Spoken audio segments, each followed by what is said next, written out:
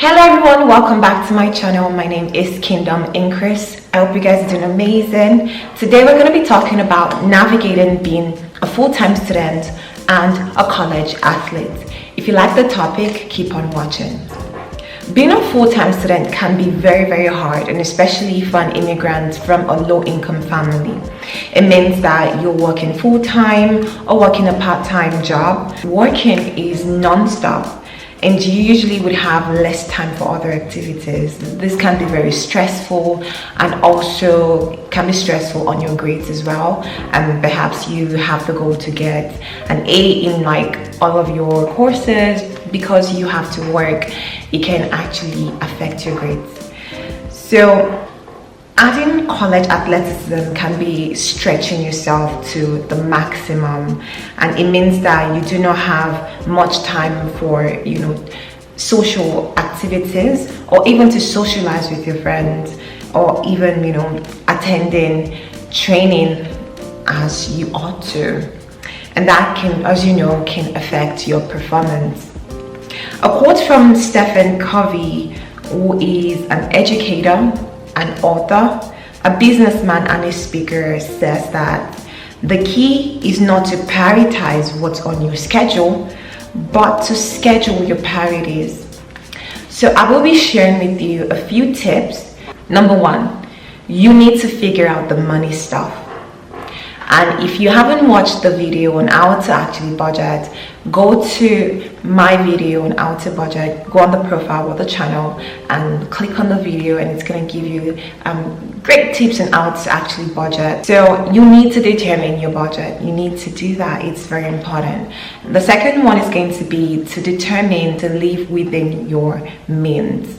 And that, as a college student, will look like you evaluating what your priorities are, and that will give you a brief idea on how much time you actually have to work. Okay, because as a full-time student and a college athlete who works part-time or full-time, you barely have any time for wasting. So you need to be able to prioritize your time properly, and money is time for you. Okay, the third one is, now that you have figured out, the third part is, now that you've figured that out, right, this is the time for you to actually go look for a job. And if you've not watched the other video on how to look for a job, I suggest that you should go ahead and check out that video. The truth is that most companies are actually looking for people that are wanting a full-time job, but you need to have faith in this season. Your next job is just waiting for you, if only you can just persevere and not give up.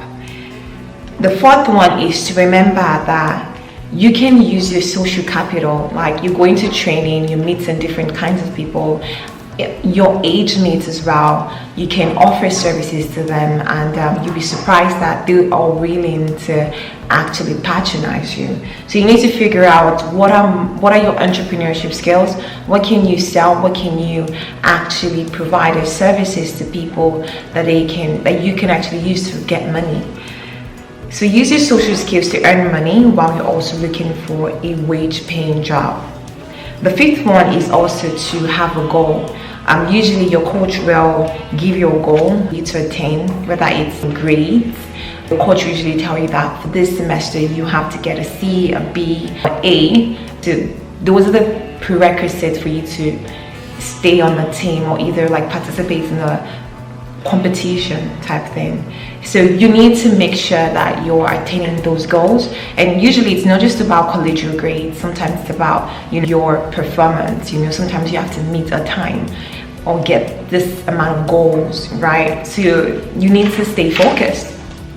And the sixth one is to have a schedule. Create a schedule that is very realistic. So it's different for you to create a schedule that you think that everyone has, but if you're not creating a schedule that's realistic, a schedule that's very personal to you, it's not going to work. So you need to create a realistic schedule to achieving your goal for that semester. And obviously you know that as you are going through the semester, things will change, and so you need to switch things, change things to the next one, change things as life develops or changes. So you need to be on top of things, figure out a time where you need to like change your schedule, and you need to be very strict to actually practice is going to be at 9 a.m. You can't say, well, you know, I watched a movie or a series throughout the night and like I basically cannot go for training 9 a.m. in the morning. So this is where discipline actually comes in, that you know that your schedule says that 10 p.m. you should be asleep. You should be asleep. Why? Because you have training, you have school, you have study time, you have to go to the library, you have to go to work, you know. So those are the things that you need to actually focus on. You need to focus on discipline, create that schedule, you know, be on top of things. And the next one is to repeat the same thing. Okay, I know that, you know, having a schedule can be repetitive, it can be not so much fun, but that's why you need to make it more realistic, make it something that's personal to you, like creating that time for your friends, even if it's just like 10 minutes to socialize. Budget that or put that into your schedule, you know. It's gonna pay off. Okay, if you're adding fun to your schedule, you're going to very much love to follow your schedule every single day. The next one is to be consistent and to prioritize your health. Okay, like, in order for you to have this type of lifestyle, you need to be healthy, because if you're not healthy, you're not able to be consistent, you're not able to go for practice or go to work, right? And then you're slacking on certain bills, and that could really affect you a lot.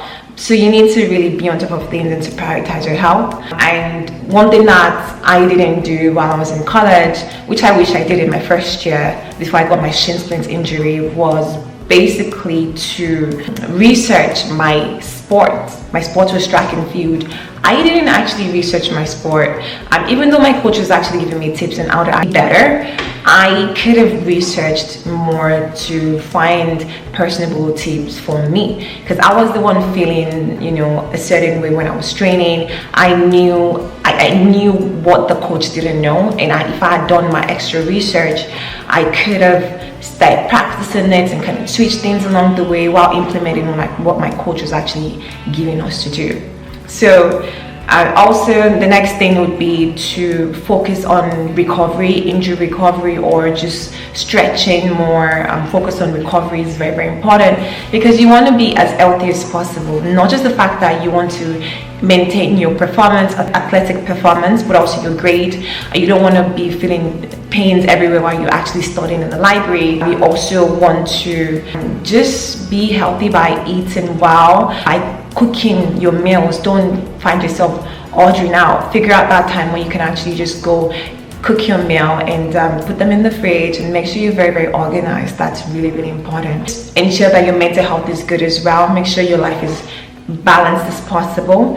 And you know, some days where like you don't really feel 100%, you can always communicate with your supervisor at work or your coach. You know, it's important for you to take that rest if you need it. It's communicate to your supervisor at work, communicate to your coach, let them know what's going on with you, and don't be isolated in that season, you know.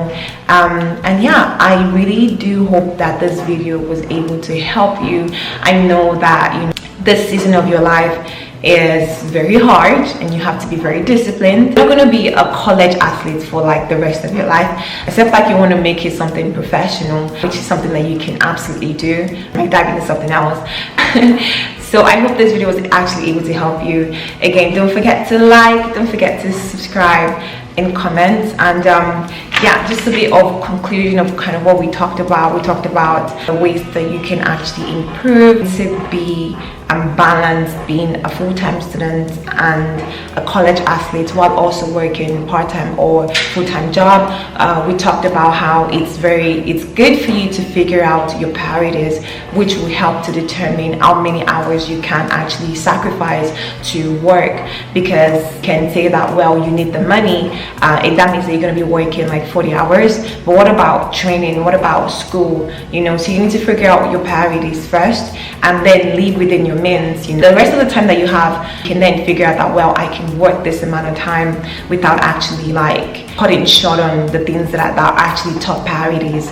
And if you can actually make about like $500 a week, live within your means, right? That will determine the place you're going to be living, what type of food you'll be eating, where you're going to be going for extracurricular activities and things like that. I need to pay like $300 every year, or uniforms or travel and things like that. You need to predict beforehand and think into the future to determine all these things. So I feel like this one is actually quite beneficial for someone that is a first year student, or even if you're in your second year, third year, you can always plan ahead and get ahead of the game before it's too late. So guys, thank you so much for watching. Don't forget to subscribe. I love you guys, and I'll see you in the next one. Bye.